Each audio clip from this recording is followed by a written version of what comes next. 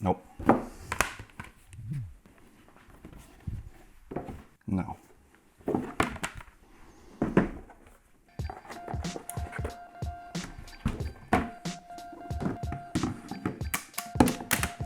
Yep.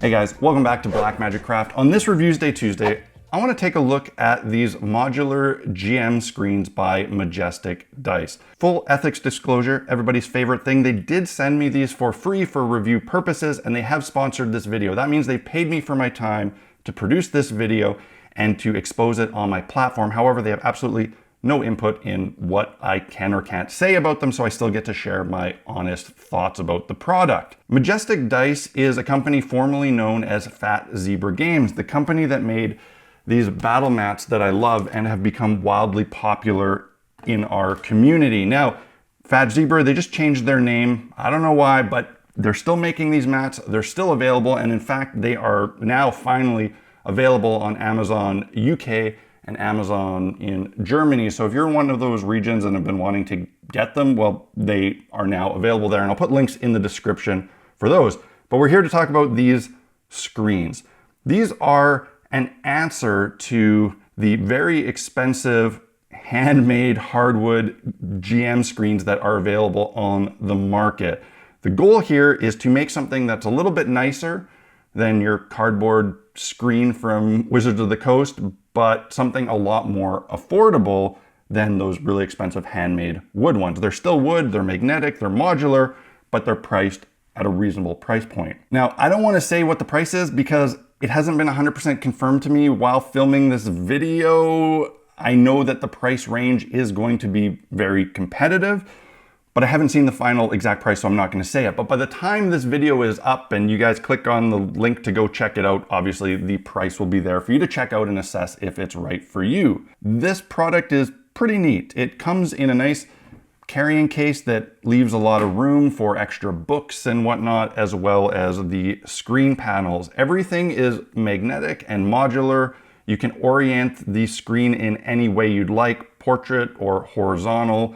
And you could actually, in theory, get two of these and combine them into one massive mega GM screen if you need that much room or you have that much stuff to hide. You can place your own notes on them, flip them around to face the players or face you. There's a lot of options in how you can use these. Now, I'm the type of GM that doesn't typically use a screen. I use it maybe 50% of the time.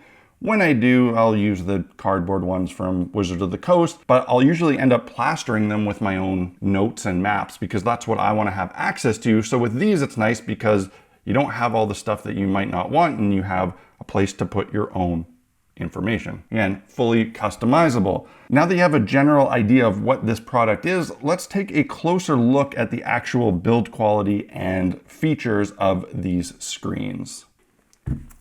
All right, so I have a sealed one here, so you can see how it comes packaged. And this one, I think, is the other wood stain option. So you get this huge book that's really quite nice. It has this gold embossed imagery on it of the polyhedral dice. Looks like a book, a really, really massive book. And when you open it up, a little advertisement that nobody cares about. And then here you have examples of all the different arrangements that you can use. So as you can see, you can put them in portrait mode or landscape mode or any combination that you would like. Comes with some foam to keep it safe, the silica gel that you should not eat, and the panels, which is really what it's all about. And here is the other stain option, which looks quite nice, actually. I think I like it better than the other one. So you can see here the two different wood stains. And I don't remember offhand what they were calling each of them. I'm guessing one was cherry and one was walnut, but I can't remember for sure. But one is more of a red kind of cedar and one is a more rich brown. And personally, I like this one better, but it's up to you. Now, each one of these panels is exactly the same. And the way these are designed is that they have these magnets all the way around that allow you to connect them in different orientations. And these magnets are really unusual in design. And when I first opened the other one, I was a little bit confused by them, to be honest. Sometimes when you go to click them together, they don't always join immediately, because these are designed so that they can be flipped. And it's kind of a clever magnet system. They're essentially it's gonna be impossible to show. They're looped around the wood frame, and there's a magnet inside of it that seems to be free moving. So sometimes when you go to attach them, they don't immediately, except they will every time now because I'm trying to film them not working. But those magnets move around. I'm assuming they're balls, and it allows them to correct their polarity for any orientation. But it is a little bit strange to get used to immediately.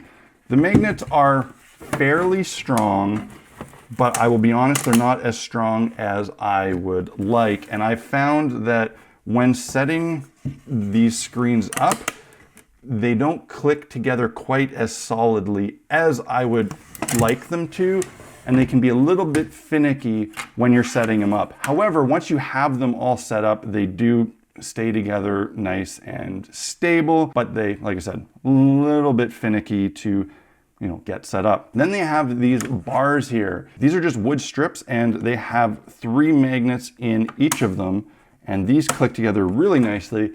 And the purpose of these is to hold your paper or your notes. Whatever you need, place your own notes, and these will hold them in place. And they will hold them plenty secure.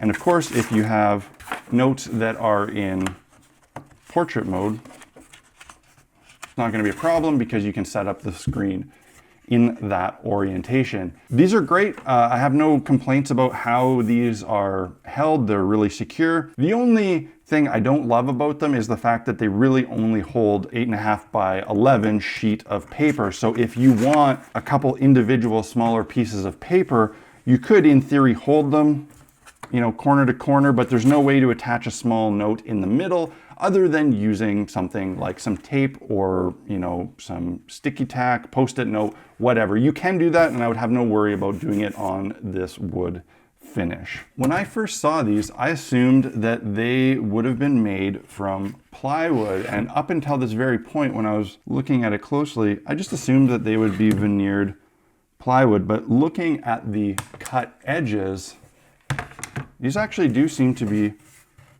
solid wood all the way through. You can actually see the end grain cuts. This is solid wood, and you can even see the saw marks on it. Unless they went through the trouble, it's possible, of doing a veneer on these edges to make it look like solid wood, but that seems like it would actually be more work than not. But these, I believe, are solid wood, which is a nice surprise. The finish on them is really nice. It's a nice matte finish. They're not too glossy and shiny. Again, these are machined. These are not hand hewn like some of the other ones that are on the market, but that's what keeps these at an affordable price point. The magnet hardware is attached by rivets, and I don't really expect them to come apart or fall apart. As far as I can tell, they all seem really nicely punched and connected. The magnet system in general is kind of the most